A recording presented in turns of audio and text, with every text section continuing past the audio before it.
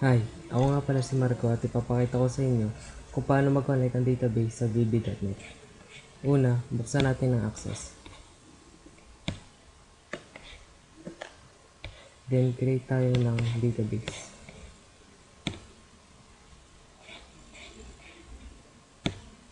Then, pangalanan natin siya. For example, Marco. Then, okay. Then, palitan natin yung ID niya. Bigyan natin siyang SR code. Then, lagyan natin ng last name, first name, and middle name. At ang kanyang data type ng SR code, palitan natin siya ng text. Then, save natin siya. Then, close natin ang access. At pumunta naman tayo sa Visual Studio.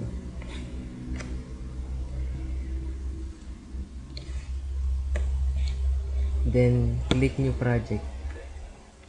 At pili natin yung Windows Phone application. Then, click OK.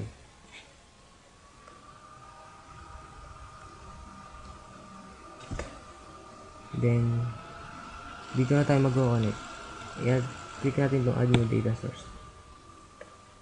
Then, next.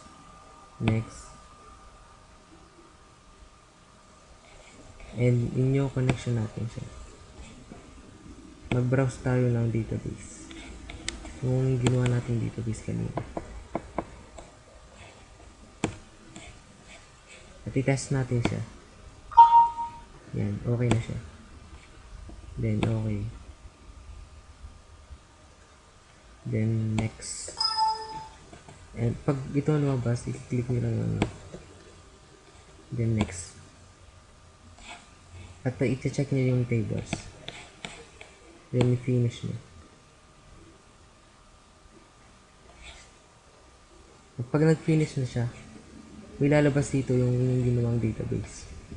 At ang gagawin nyo lang dito, i-drag nyo lang ito. Dito sa phone mo.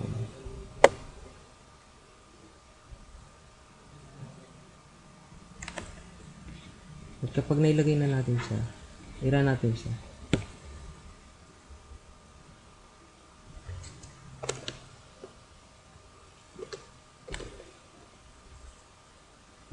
Then, yan na po. At lalagyan natin siya.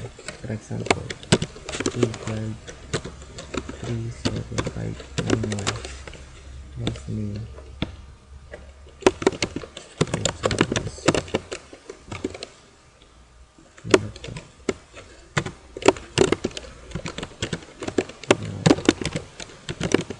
Yan po. At isi-save natin po siya.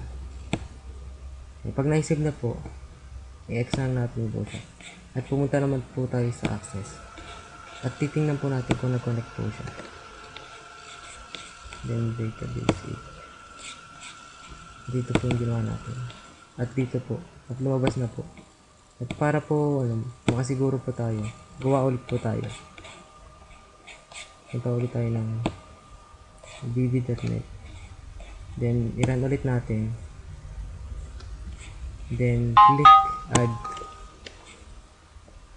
Then, mag-type ka na ulit ng SR code.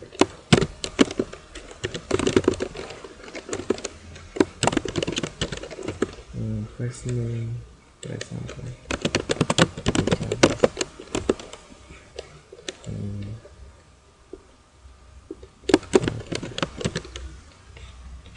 At i-save din natin siya. Yan po, X natin ulit natin siya. Then punta ulit tayo sa access. At i-refresh natin siya. Yun po, lumabas na po doon. At yun po ang At ngayon, alam niyo na po kung paano po mag-connect ang database sa vb.net. Maraming salamat po.